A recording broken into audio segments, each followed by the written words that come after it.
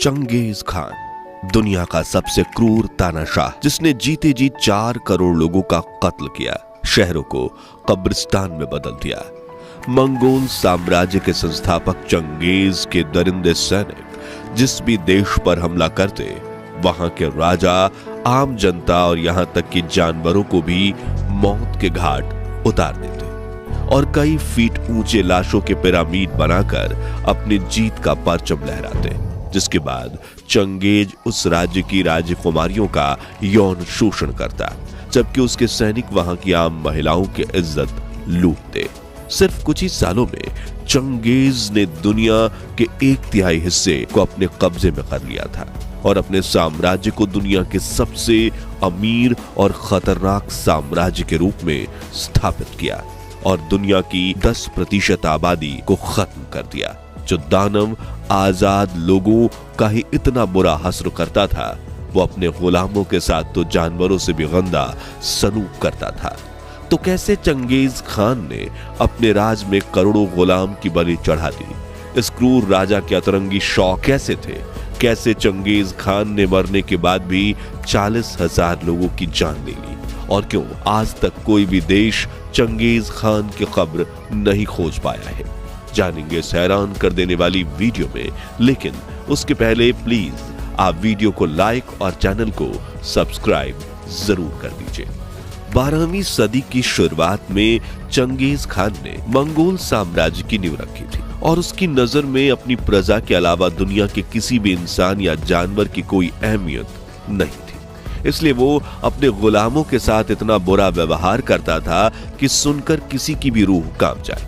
इतिहासकार बताते हैं कि चंगेज जिस भी साम्राज्य पर हमला करता, वहां के कुछ लोगों को अपना गुलाम बना लेता। फिर जब मंगोल सेना दूसरे राज्य पर हमला करने जाती, तो उन गुलामों को ढाल की तरह इस्तेमाल किया जाता था। यानी जब भी चंगेज खान की सेना कहीं युद्ध के लिए जाती थी, तो वह अपने गुलामों को सबसे आगे चलने के लिए मजबूर करता था, या गुलाम मंगोल सेना से पहले ही निहत्थे मारे जाते थे, क्योंकि ये लड़ भी नहीं सकते थे, जबकि मंगोल सेना को ना के बराबर नुकसान होता था। साल 1206 में मंगोल साम्राज्य की नींव रखने 3 साल बाद 1209 में चंगेज खान ने शीजिया के टेंगूट साम्राज्य पर पहला बड़ा हमला किया था, जिसमें उसने पहली बार 30,000 गुलामों को अपनी सेना के सामने ढाल बनाकर खड़ा किया था। ये चीनी सैनिक उसने 1203 से 1209 के बीच चीन के कई इलाकों पर हमले करके पकड़े थे और इस युद्ध में इनमें से अधिकतर गुलाम निहत्थे मारे गए, जिसके बाद यह सिलसिला चलता रहा और हद तो तब हो गई जब साल 1223 में उसने मिडिल ईस्ट में ख्वारिज्म पर हमला किया, तो उसने उन लाखों मुस्लिम बंदियों को अपनी ढाल बनाया जो सुने ख्वारिज्म पहुंचने से पहले पकड़े थे। चंगेज खान ने इन गुलामों की अहमियत सिर्फ उन खिलौनों की तरह समझी जिन्हें वो कभी भी तोड़ सकता था, और उसने इनका इस्तेमाल न सिर्फ जंग में बल्कि अपने साम्राज्य के विकास में भी किया। चंगेज के दरिंदे सैनिक उन गुलामों से नर्क से भी बदतर व्यवहार करते थे। ठंडी और गर्मी उन्हें बदन ढकने के लिए पूरे कपड़े तक नहीं दिए जाते थे और नहरें खुदवाई जाती थीं, किले की दीवारें बनवाई जाती थीं, पक्की सड़कें बनवाई जाती थीं और जब मन पड़े इनका शोषण किया जाता। और ये तो कुछ भी नहीं, चंगेज खान के राज में मंगोल लोग इन गुलामों के बीच कीड़े मकोड़ों की तरह लड़ाई करवाते थे और खुद दर्शक बनकर तमाशा देखते थे। इन गुलामों को तब तक रुकने की अनुमति नहीं होती थी जब तक दोनों में किसी एक की जान न निकल जाए, और जब लोगों का मन दो गुलामों की लड़ाई से भर जाता था तो उन्हें जानवरों से लड़ने के लिए मजबूर किया जाता था। चंगेज खान ने अपने गुलामों के साथ ऐसा काम किया था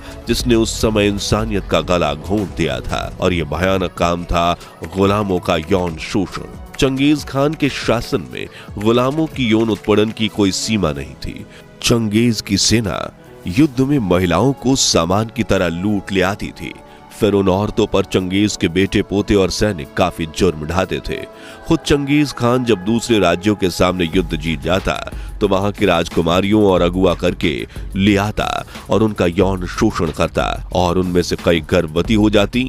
वही चंगेज की अपनी 500 से भी ज्यादा बीबियां थीं, जिनके साथ उसने हजारों बच्चे पैदा किए। उन बच्चों ने और बच्चे पैदा किए। इसलिए कहा जाता है कि आज भी दुनिया भर के 1.6 करोड़ लोग के रगों में चंगेज खान का खून दौड़ता है और उनके डीएनए में चंगेज का डीएनए है। चंगेज खान एक अतरंगी शौक रखता था, मरते हुए हाथियों की चीखें सुनना। जी हाँ, इतिहास के कई राजाओं की तरह चंगेज को भी हाथियों को तड़पाने में मजा आता था, क्योंकि जंगल के सबसे बड़े जानवर को बेबस महसूस करवाकर उसे अपनी ताकत और दुनिया में अपने कद को लेकर संतुष्टि मिलती थी। इसलिए चंगेज खान कई बार एक ऊंची पहाड़ी के पास कुर्सी रखकर बैठ जाता और अपनी सेना को 100 हाथियों के साथ पहाड़ की चोटी पर भेजता, जो बारी बारी से उन हाथियों को नीचे धकेल देते थे।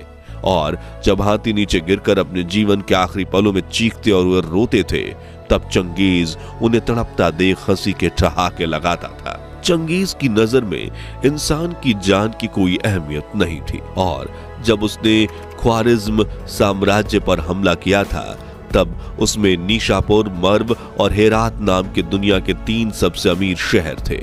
फरवरी 1221 में चंगेज ने अपनी सेना को मर्व पर हमला करने का आदेश दिया और हर सैनिक को कम से कम 300 लोगों को मारने का लक्ष्य दिया। मंगोल सेना जानवरों की तरह मर्व में घुस गई और वहां के 13 लाख लोगों को मौत के घाट उतार दिया। इस महायुद्ध में चंगेज का साथ दे रहा था उसका दामाद टचर, जिसे निशापुर यानी आज के ईरान के एक तीरंदाज ने युद्ध भूमि में मार गिराया। जब मंगोल साम्राज्य में यह खबर पहुंची तो चंगेज की बेटी का दिल टूट गया और वो कई दिनों तक रोती रही, जो देखकर चंगेज खान गुस्से में आग बबूला हो गया और अप्रैल 1221 में उसने अपनी सेना को आदेश दिया कि निशापुर में कोई जिंदा नहीं बचना चाहिए।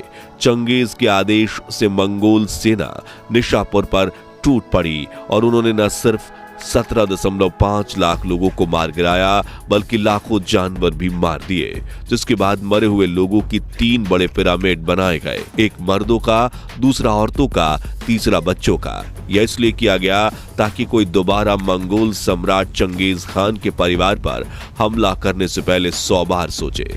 इसी तरह मर्व और निशापुर के बाद हेरात को भी तबाह कर दिया गया और इस हमले में मंगोल सेना ने करीब 57 लाख लोगों की जान ले ली। ये संख्या कितनी बड़ी थी, इसका अंदाजा आप इस बात से लगा सकते हैं कि उस वक्त वातावरण में ऑक्सीजन और कार्बन डाइऑक्साइड का संतुलन ही बिगड़ गया था। इस तरह दुनिया के 1/3 हिस्से पर कब्जा करने, 4 करोड़ लोगों की जान लेने और 140 ट्रिलियन अमेरिकी डॉलर्स की संपत्ति कमाने के बाद साल 1227 में चंगेज खान की रहस्यमयी ढंग से मौत हो गई। लेकिन आपको ये जानकर हैरानी होगी कि दुनिया के सबसे क्रूर तानाशाह की कब्र कहां है, यह आज तक कोई नहीं जान पाया। और चंगेज दुनिया का इकलौता ऐसा तानाशाह है जिसने अपनी मौत के बाद भी हजारों लोगों को मौत के घाट उतार दिया। दरअसल जब चंगेज खान की मौत हुई तब उसके बेटे ने उसकी विल यानी आखिरी इच्छा पत्र पढ़ा, जिसमें चंगेज ने लिखा था कि मुझे कहां दफनाया जाएगा, यानी मेरे मकबरे की लोकेशन किसी को पता नहीं होनी चाहिए, ताकि भविष्य में कोई मुझे खोज ना पाए। उस दौर में मंगोल साम्राज्य की परंपरा थी कि वे अपने शासक की हर इच्छा माने। इसलिए जब चंगेज खान को दफनाने की जगह ले जाया जा रहा था, तो जब रास्ते में दिखने वाले हर इंसान और जानवर को मार दिया गया। फिर उसे दफनाने के लिए अनगिनत गड्ढे खोदे गए, उनमें से एक में उसे दफनाया गया।